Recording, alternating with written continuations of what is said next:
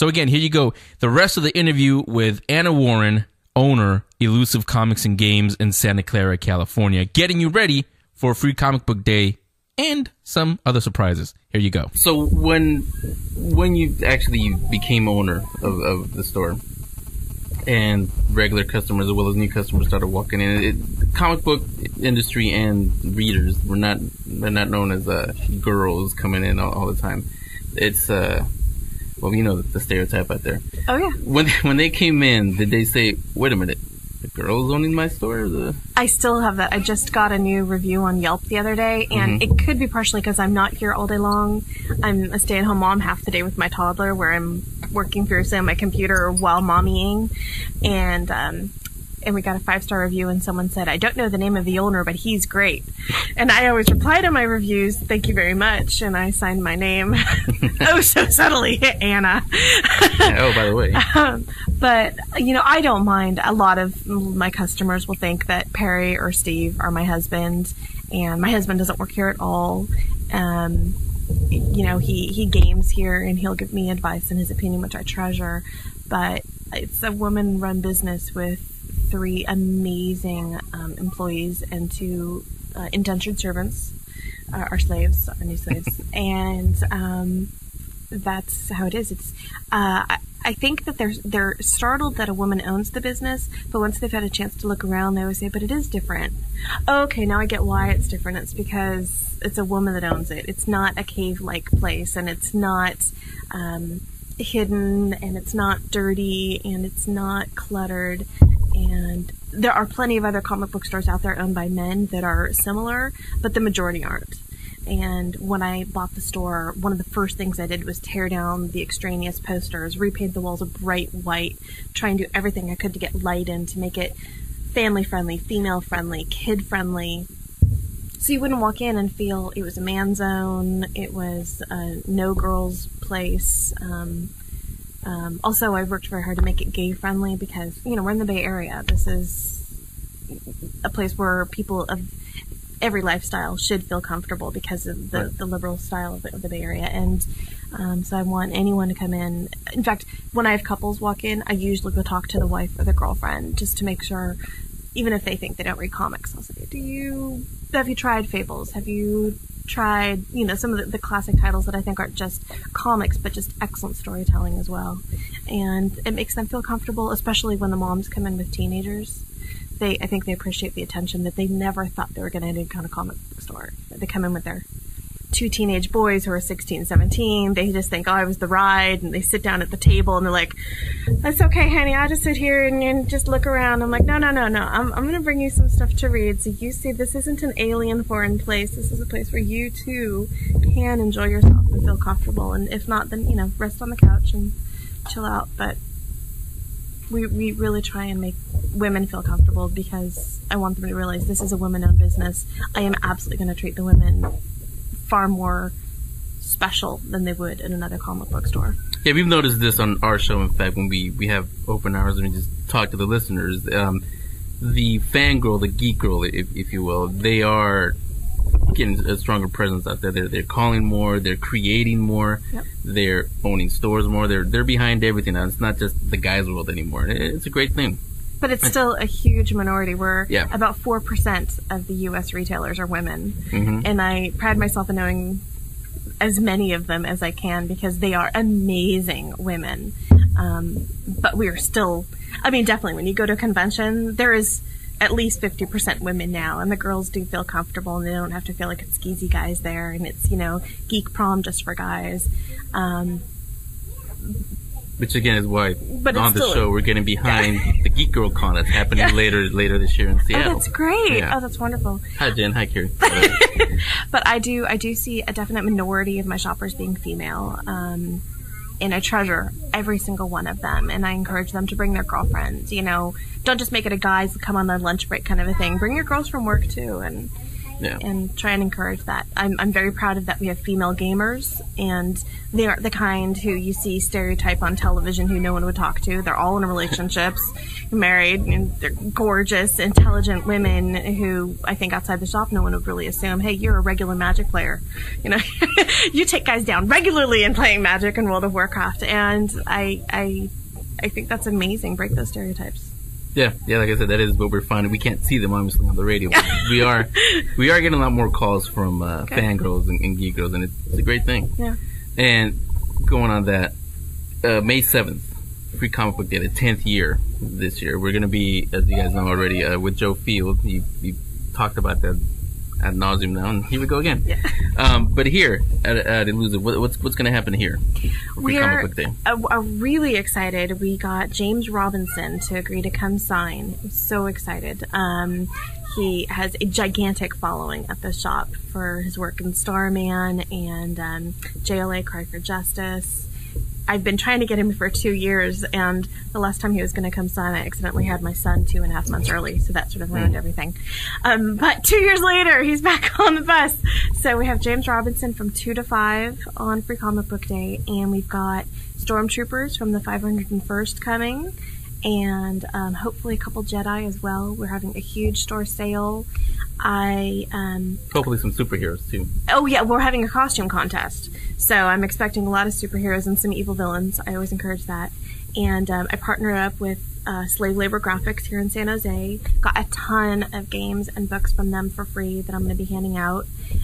That's extra on top of all of the regular free comics. So the first couple hundred people that come will get extra amazing trade paperbacks and comic book toys and things like that. All related. And I've said it on the air. You've mentioned it in other interviews with other stores. And when Free Comic Book Day, in case somebody's hearing it for the first time, doesn't mean you walk into the store and everything is free. There's just a few select comics Every year there are select comics that are created by any publisher that wants to participate, but definitely Marvel and DC and the big indie publishers. And we're able to buy them at a great discount, but they are not free to us. Which is why they're limited by a lot of stores, not only because we do have to limit how many we purchase because of a budget, but to make sure that everyone who comes in gets some. Last year we ran out by 2 p.m. and we were open far past that. So we're having a limit this year of 4 per person, and anyone who donates to either the Japanese Red Cross or Make-A-Wish Foundation gets far more than that. We give them an entire table's worth, one of each. And then, so that's all day long, and then at 6 that night we're actually having... Wizards of the Coast didn't time it very well, but the pre-release for the next set of Magic is that weekend, and we couldn't get a waiver to start it even a day early. So that Saturday night, the end of Free Comic Book Day, begins a huge tournament for New Phyrexia. So it's going to be a real long day, but really fun. Yeah, it sounds like a big party that day, which it is, which it should be, especially celebrating the 10 years of Free Comic Book Day. Myself, I used to read comics when I was younger. Everything was Marvel for me. But around, I would say, early 90s, I started to go away because life got in the way. But I've been slowly coming back to buying and reading them. Well, I think you kind of have to buy them to read them. Unless you just hang out all day long, yeah. Have you noticed that whether just regular customers here who go away and then you see them eventually come back again, or even newer people coming in the past 5-6 years, have you seen more people get back into comics or get into comics? Well, since I've only had the shop for 4 years, I can only go on what I've known for then. My manager, Steve, who isn't here today, he's worked for me and he worked for Brian, so he's been in the business about 20 years. And he sees people who shopped here as kids or as teenagers, went away, and have come back. We do see every week people coming in saying, I haven't read comics in 20 years, what's going on, what's interesting, which is a gigantic conversation, especially when they do want all the details. I don't know if the industry is growing for readers. My store is. Our customer base is growing. So I'm really happy to say that, at least here, yeah, we definitely have people coming in all the time, every week, saying, I haven't been in a while, I haven't been in decades. What's going on, and I want to get back in. What do you think is making them come back? Is it the stories, or is it the movies that are coming out and it's sparking up an interest again in their old friends. 1 second. I have allergies and I've been sneezing so much lately. Okay, we can cut that out. I think the movies, definitely. With the gigantic hits lately of Iron Man and the Batman series and the Spider-Man series, definitely Iron Man though brought so many people in, and a whole lot of people are excited about Thor. One of them here. Yeah, Green Lantern. There's a lot of people looking forward to that. I don't think Green Hornet was as appreciated. I think that they didn't take the hardcore readers into consideration because my customers were really, really, really unhappy. But they're all the readers. The people who went to watch Green Hornet that had no knowledge of the comic book had a good time. But I think the movie studios need to take into account there are millions of readers out there, and they want to see their story told correctly, like Iron Man and Ant-Man have been. I was going to say that, which I think is DC and Marvel are doing it the right way. They're getting new fans in, but they're staying true to the origins. Absolutely. Green Lantern should be extremely exciting, and Thor. Can't wait to see Thor. Yeah. The other thing, tying it back into Free Comic Book Day, you think the fact that, except for I think 3 years, the fact that it happens right time pretty much with the same release as Spider-Man, the first one, Iron Man, and all of them. It happens to be on the same opening weekend as those big blockbusters. You think that's what's also bringing them back, or bringing in new readers? I just think them being in the theater and the movies being so well acted, written, and appreciated by audiences, that they're very good movies is what's helping, period. Yeah, and they want to see, like, hey, what is this all about? It's Superman, Spider-Man. Let me go look at the source material. I mean, even Scott Pilgrim did fantastically. But if you look at Walking Dead, the television show, we've had now countless new customers come in who they heard about the show, they want to pick up the comic, they want to pick up the collections, and that's great. I mean, it's very difficult to keep it in stock on the shelf, and we order it very, very well, which is it's just fantastic because that's also an excellent series. The comic book, the television show. There's people on the other side of the fence. I think it's great, but just getting it out there, making it so well done that people are talking about it to their friends and their family, and people who would never normally watch or appreciate something like that are. And spoiler alert, you Robert Kirkman fans, Free Comic Book Day, one of his comic books will be one of the free comic books, Super Dinosaur. So if you didn't want to know, oh well, it's out there now. So we did 3 weeks ago. You guys saw all the interviews. We did a WonderCon. Coming up on May 21st, 22nd is Big Wow here in San Jose. You guys are going to be running the gaming tables. Yes. Talk about that. Steve White, who is one of the organizers of SuperCon Presents Big Wow Comic Fest, the longest title of any convention I've ever heard of. He's a friend, a great guy, and he called and asked if I would run the gaming because he really wanted, for the first year for this, to have some really good gaming. And so we're going to have D&D ongoing events all weekend long, individual events. We're going to have Magic tournaments, World of Warcraft tournaments. We're going to have a ton of demo tables. I have about 12 volunteers to demo a huge variety of box games, card games, Pokemon. There will be people teaching Magic and World of Warcraft. It's just going to be this really huge event we're putting a lot of effort into, and everyone is extremely excited.